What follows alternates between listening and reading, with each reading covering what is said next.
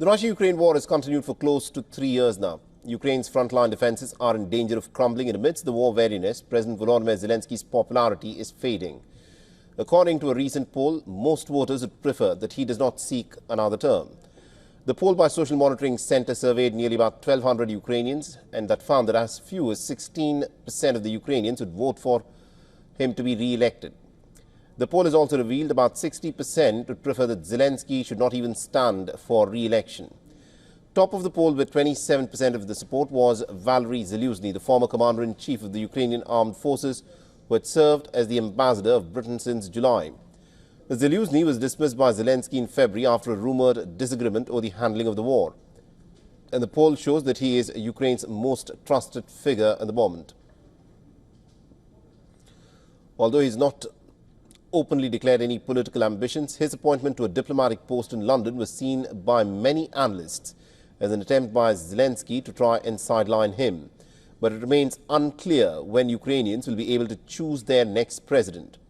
Zelensky's term of office ended in the month of May, but new elections have been suspended indefinitely under martial law that was introduced at the start of the Russian invasion. The analysts say that maintaining popularity at a time of war is incredibly challenging, and it's best for Zelensky to hold the polls before his popularity slides further. All right, now to give us more perspective in terms of what, of course, is happening in the Ukraine war, we're joined by Dr. Sergei Markov, who is a former spokesperson for President Putin and a former member of the Russian Parliament and director of the Institute of Political Studies and a Russian political scientist. Mr. Markov, Dr. Markov, thank you very much indeed, sir, for joining us here on WION. And let me in fact start off by asking you this. Now, at this moment, the war in Ukraine seems to be deeply unpopular. There are reports that a number of Ukrainian soldiers are in fact deserting their positions. And now this poll has come out which says that Zelensky's popularity is plummeting. How does Russia view these developments?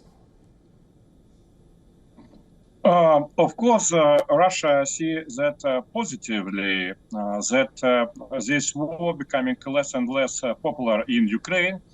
And I even think that 90% of the Ukrainian population would be very glad if this war will be stopped exactly on such a condition.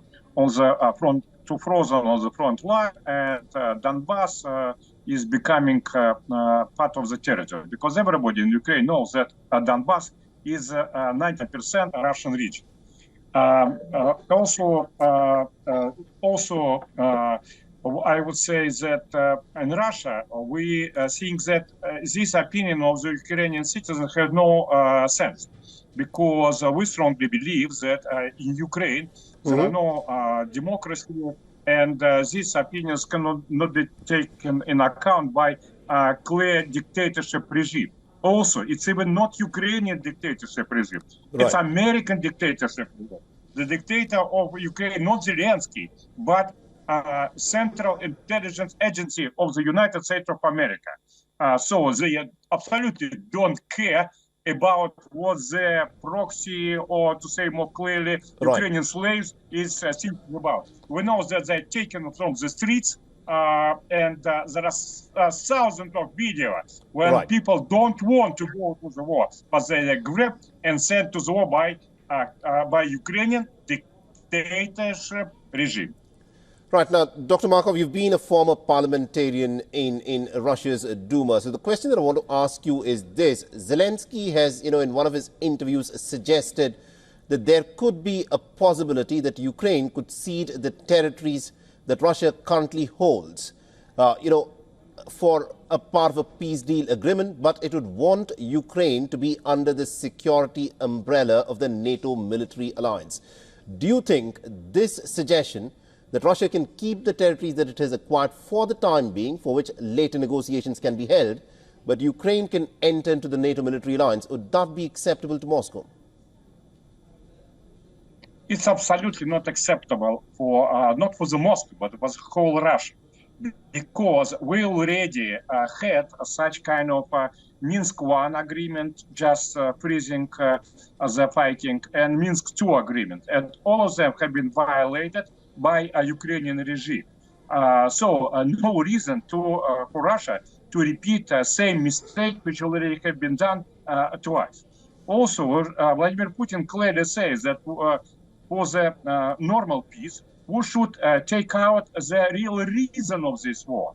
And this real reasons of the war exactly that Russia has a feeling of threat, that NATO moving more close to the Russian capital and center of Russia. So Ukraine joining NATO, right, exactly, it's one of the main goal of when Russia has to send its troops to those wars.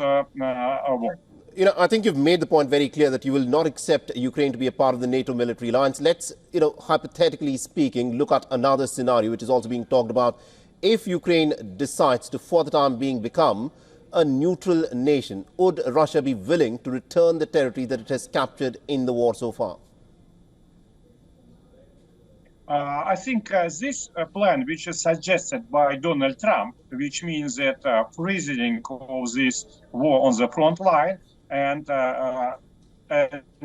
guarantees that neutrality of Ukraine, it's more or less accepted by Russia, but only, as I say, it's only 30% of the absolutely needing demand. First of all, we think that it will be, if you do a militarization of Ukraine, it also will be the same situation as you already told in your news, that radical Islamists nearby the Syria, because no militarization, they started against attack against Syria. Same Hamas, because there was no demilitarization of Hamas, they started war again against Israel.